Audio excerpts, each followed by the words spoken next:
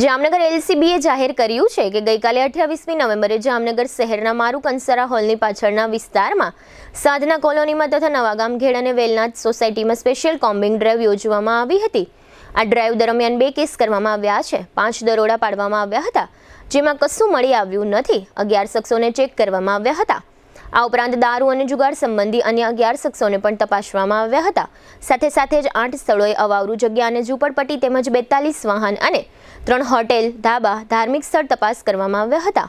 LCB PI VM લગારિયાની સૂચના મુજબ આ કામગીરીઓ કરવામાં આવી હતી। જીટીપીએલ જામનગર ન્યૂઝના પ્રાયોજક હતા। લગ્ન પ્રસંગમાં એક સાથે 500 મહેમાનોના સ્વાગત માટે તૈયાર છે હોટેલ આરામ।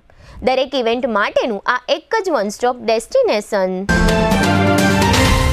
જામનગરમાં દુખાવાથી પીડિત દર્દીઓ માટે એક આશાનું કિરણ લઈને આવ્યું છે બોડીફાઈ વેલનેસ। ફ્રી ડેમોનો લાભ હજારો લોકો લઈ રહ્યા છે। આપ પણ દુખાવાથી પીડિત હોય તો ફ્રી ડેમોનો લાભ ઉઠાવો।